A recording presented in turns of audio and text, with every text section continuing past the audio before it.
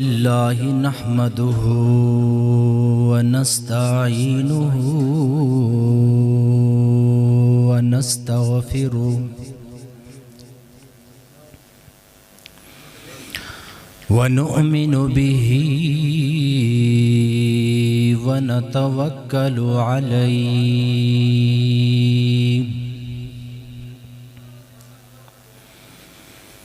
ونعوذ بالله من شرور أنفسنا ومن سيئات أعمالنا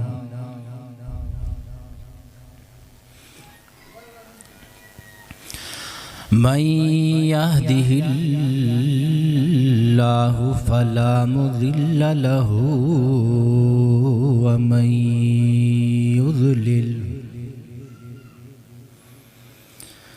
ومن يضلله فلا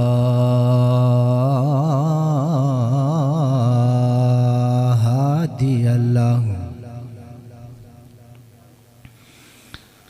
ونشهد أن سيدنا وسندنا وحبيبنا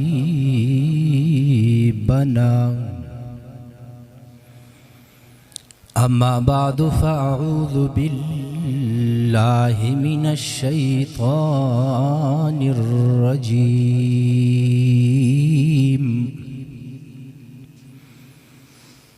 بسم الله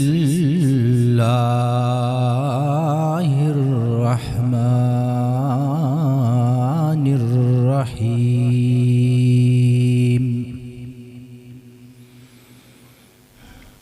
قال الله تبارك وتعالى في كلامه المجيد والفرقان الحميد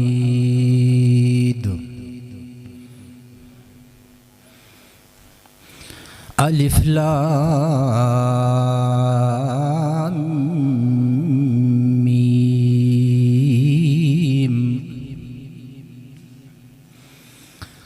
وقال الله تبارك وتعالى في مقام آخر لو أنزلنا هذا القرآن على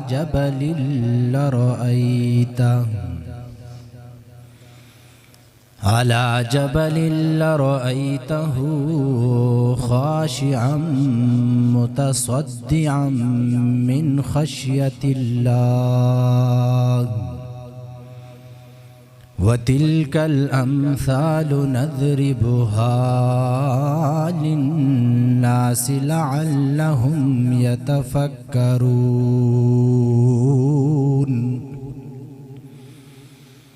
وقال الله تبارك وتعالى في مقام آخر وما أرسلناك إلا رحمة للعالمين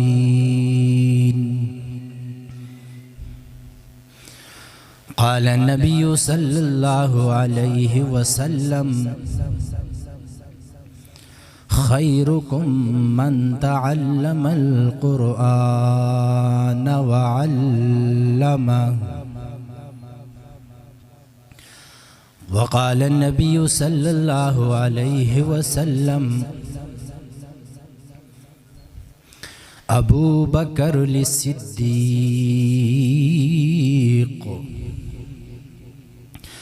أنت صاحبي في الغار وصاحبي في الجنة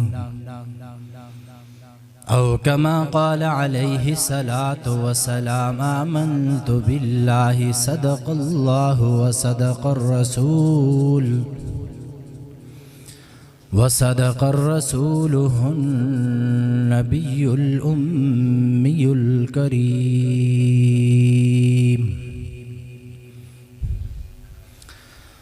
تمام احباب محبت عقیدت اور ثواب کی نیت کے ساتھ درود پاک پڑھ لیں۔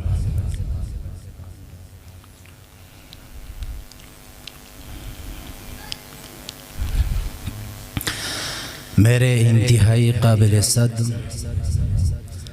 تکریم و اعزاز دوستوں، بزرگوں، بھائیوں، سٹیج بے جلوہ اور فروز علماء کرام، قرآن حضرات، بالخصوص میرے بڑے محسن و مربی دوست حضرت مولانا مفتی طارق جمیل صاحب زیدہ مجدہ اور دیگر علماء کرام، بزرگان دین، آج کی اس محفل کا عنوان عظمت قرآن کریم و دستار فضیلت کانفرنس سے معاون عنوان ہے، اور یہ محفل کئی کوششوں، کئی محنتوں کے بعد سجائی جاتی ہیں، اور اس کے اندر پورے سال کا نچوڑ ہوا کرتا ہے۔ آج کی اس محفل اور اس پروگرام کا بھی نچوڑ یہ ہے کہ پورے سال میں جن بچوں نے قرآن کریم فرقان حمید کو سینے سے لگایا، شب روز اس پہ محبت کی اور محنت کی، سال کا اختتام ہوا، بطور اعزاز کے، حوصلہ افزائی کے ان بچوں کے والدین کو بھی مبارکباد پیش کرتے ہیں، اور ساتھ ساتھ ان بچوں کی حوصلہ افزائی کے لیے ان کو بھی مبارکباد پیش کرتے ہیں۔ بزرگان دین اور نوجوان ساتھیوں،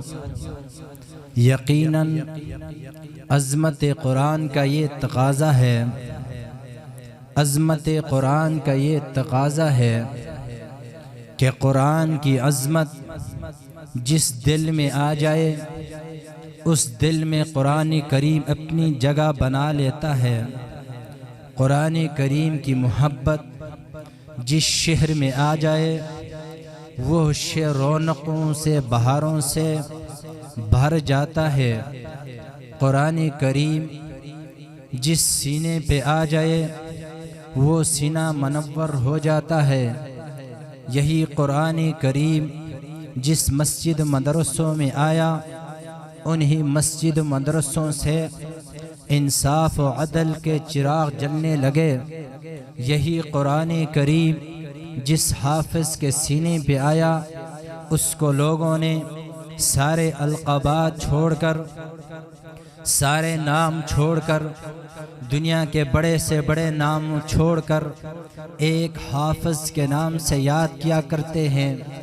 دنیا اس کو حافظ قرآن کہتی ہے۔ اس کی وجہ یہ ہے کہ سارے القابات اس کے پیچھے رہ جاتے ہیں۔ حافظ سے آگے کوئی لفظ نہیں ہے، حافظ سے بڑھ کر کوئی القاب نہیں ہے، حافظ سے بڑھ کر کوئی لقب نہیں ہے۔ سارے لقبوں میں، سارے الفاظوں میں، سارے چنیدوں میں سے سب سے چنا ہوا، سب سے عمدہ، سب سے اچھا لقب ہے، وہ حافظ قرآن کا ہے۔ اس لیے لوگوں نے سارے ناموں کو چھوڑ دیا، سارے حسن و جمال کے القابات کو چھوڑ دیے،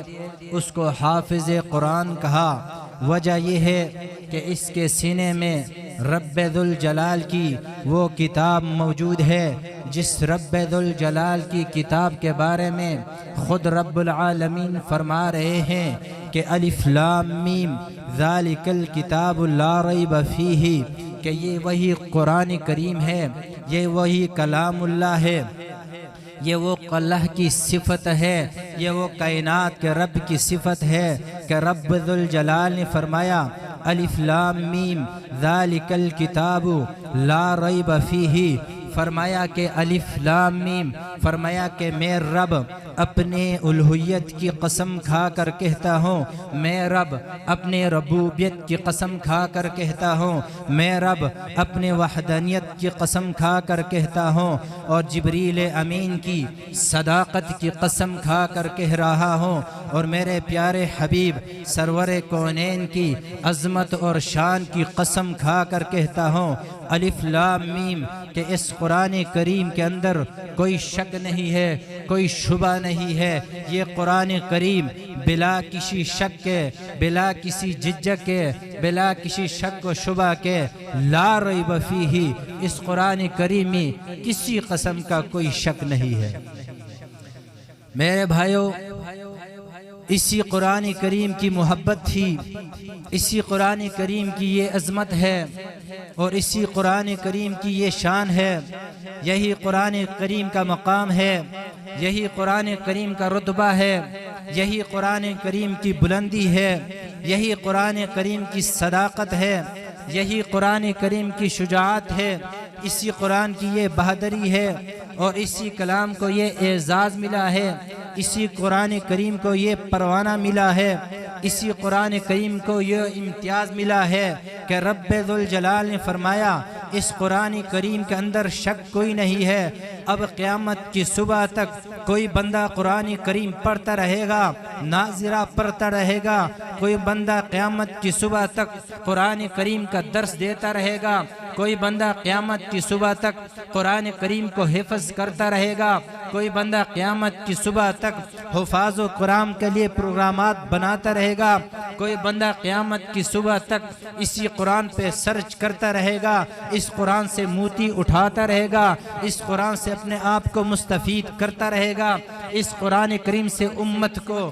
مستفید کرتا رہے گا۔ وجہ یہ ہے کہ کوئی شک نہیں ہے، دنیا کی بہت ساری کتابیں ہوگی، لیکن اس کے بارے میں یہ آئیڈیا اور یہ ضابطہ اور یہ قانون اور یہ وعدہ نہیں ہوگا کہ اس کے اندر شک بھی ہے یا نہیں ہے، یہ صحیح بھی ہے یا نہیں ہے، اس کے اندر کتنا کچھ صحیح ہے، کتنا کوئی صداقت ہے، کتنا کوئی جھوٹ ہے۔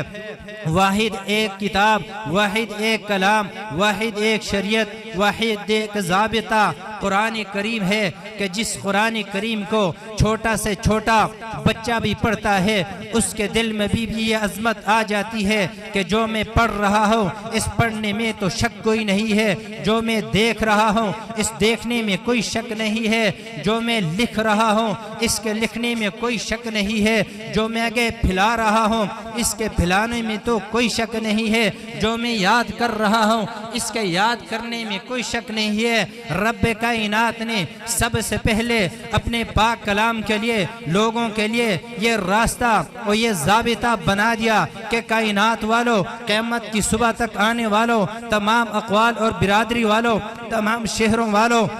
چاہے پاکستانی ہو، عربی ہو، ہندوستانی ہو، انڈونیشیا ہو، امریکن ہو، ساؤتھ افریقہ والا ہو، دنیا کے کسی کنٹری والا ہو، فرمایا جس مشرق سے لے کے مغرب تک سارے لوگوں، جنوب سے لے کے شمال تک کے سارے لوگوں، کائنات کے ہر دور میں آنے والے، ہر زمانے میں آنے والے، ہر بستی میں آنے والے، ہر شہر میں آنے والے، ہر دیہات میں آنے والے، ہر پہاڑ کی چوٹی پر آنے والے، تمہارے ذہنوں سے یہ وہم تھا، یہ گمان تھا، یہ شک تھا کہ میں شہر میں نہیں رہتا، ہو سکتے ہے شہر کا قرآن اور